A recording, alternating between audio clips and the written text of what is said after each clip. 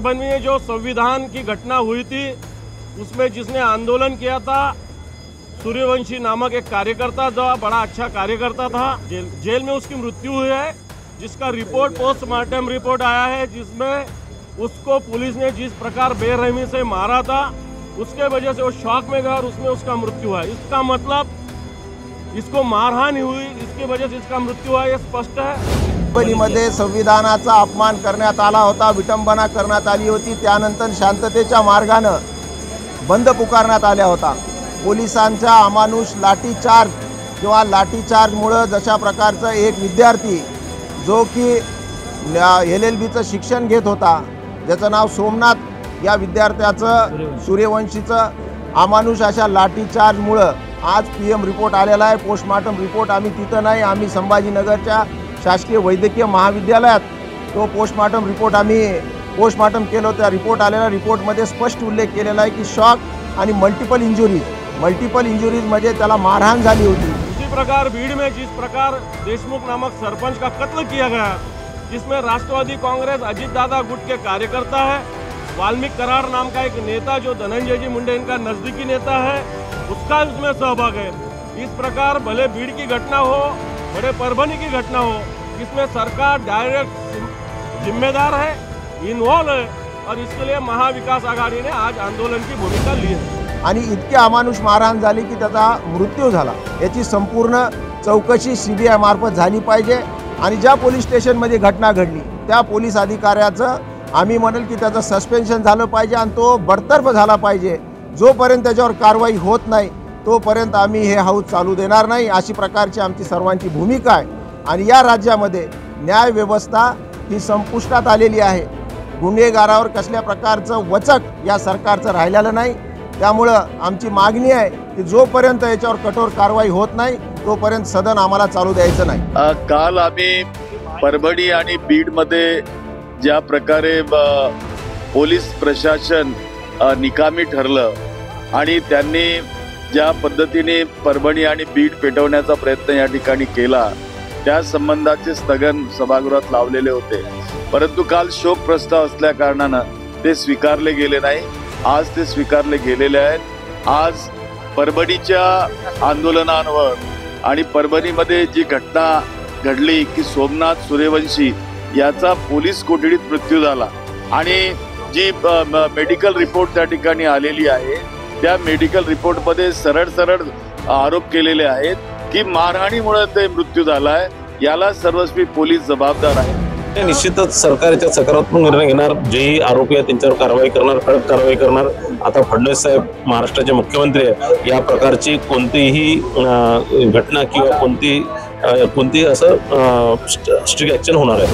भीड़ और परभणी की जो दो घटनाएं घटी है, ये सरकार स्थापित होने के बाद इस दोनों घटनाएं बहुत गंभीर घटनाएं, दोनों जगह में इनोसेंट लोगों का मर्डर किया गया है, खून किया गया है। एक तो परभणी में संविधान शिल्प का अपमान कोई संविधान प्रेमी सहन नहीं कर सकता, उसी का उद्रेक वहां हुआ। और जब ये अतिरिक्त पुलिस मंगाकर जिस तरह से कोम्बिंग ऑपरेशन करके घर घर से दलित आदमियों को, बच्चों को, औरतों को उठाकर मारा गया, ये महाराष्ट्र सरकार के लिए एक शर्म की बात है। एवढंच नव्हे तर शांतता प्रस्थापित करण्याकरिता जी शांतता समिती बनली होती, त्याचे प्रमुख दलित पॅंथरचे नेते आणि लोकनायक विजयराव वाकोडे हे जेव्हा सोमनाथ सूर्यवंशी यांच्या अंत्ययात्रेतनं घरी परतले, त्यांना हृदयविकाराचा झटका आला की हे सगळं जे घडतंय सातत्यानं 10 तारखेपासून शांतता प्रस्थापित करायला ते लागलेले होते आणि त्यांचंही नाव आरोपीच्या त्या याच्यामध्ये घातलेलं आहे, इतर आरोपीमध्ये। तर हा जो प्रकार या ठिकाणी राज्य सरकार करतंय, मला वाटतं की काहीतरी आंबेडकरी चळवळीला त्याचं खच्चीकरण करण्याचा सुनियोजित कट या ठिकाणी आखला तर गेला नाही, याविषयी चर्चा आज आम्ही करणार आहोत। जिस तरह से मारा गया और ये क्लियर हो चुका है कि वहां पे सूर्यवंशी का जो वहाँ डेथ हुई, वो पुलिस मल्टीपल इंजरी स्ट्रोक से, इसका मतलब यही है कि पुलिस ने उठाकर पुलिस कोठरी के अंदर में बेरहमी से मारकर उसका खून किया है। मेडिकल रिपोर्ट खोटी बोलू शकत नाही। या ठिकाणी जेव्हा शवविच्छेदन करण्यात आलं गव्हर्नमेंट मेडिकल कॉलेज औरंगाबाद मध्ये, त्या मेडिकल रिपोर्ट मध्ये सरळ सरळ त्या ठिकाणी सांगण्यात आलेलं आहे की मारहाणीमुळे या ठिकाणी मृत्यू झाला।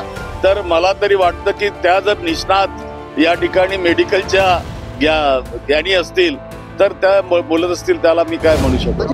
त्याच्यात एक होतं परभणी आणि दुसरं होतं बीड।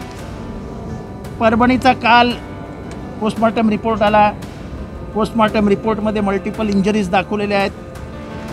अजूनपर्यंत कुठल्याही पोलिसावर कारवाई नाही, अधीक्षकावर कारवाई नाही, ज्यांनी केलं त्यांच्यावर कारवाई नाही, पोलीस अंमलदारावर कारवाई नाही। याचा अर्थ पोलीस कायद्याला गृहीत धरत आहे। अजूनपर्यंत का कोणाला तुम्ही सस्पेंड केलं नाही, निलंबन केलं नाही, अधीक्षकाची चौकशी निलंबन का झालं नाही, बदली का झाली नाही? एक माणूस मारला जातो, एक विद्यार्थी मारला जातो, सुशिक्षित तिसऱ्या वर्गाला विधी न्याय विभागाच्या तिसऱ्या वर्गाला असलेला LLBचा स्टुडंट मारला जातो, सरकार शांत है।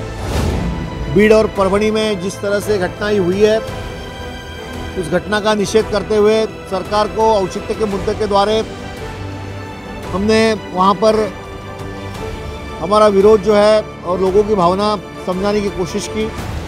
स्थगन प्रस्ताव हमने दिया था, उसके ऊपर बोलने नहीं दिया गया।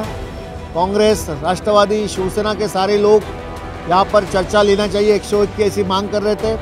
अध्यक्ष महाराज ने वो सुना नहीं। फिर 101 की चर्चा कल हम लेंगे। ये सरकार गंभीर नहीं है।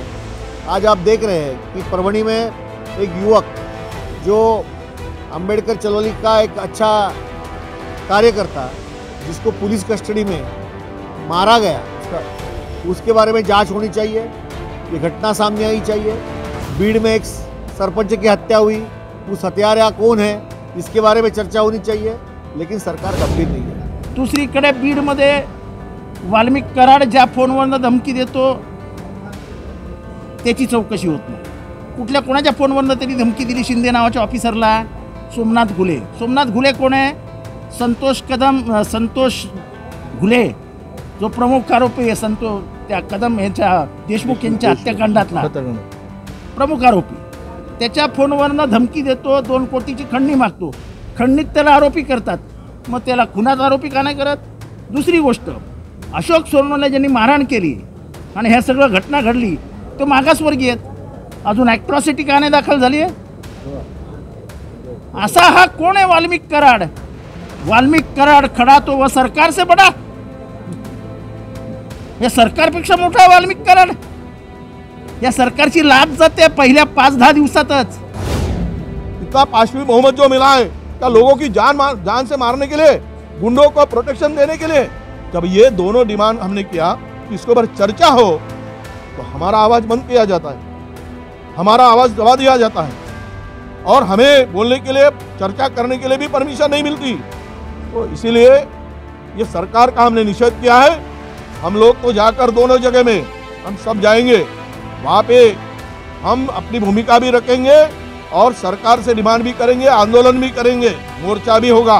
हम सब लीडर अपोजिशन के जितने भी हमारे कार्यकर्ता नेता लोग हैं, हम MLA, हम सब जाने वाले, और हम सरकार का निषेध करते हुए आज दिन भर के लिए हमने वॉकआउट किया है। आज सकाळी सभागृहामध्ये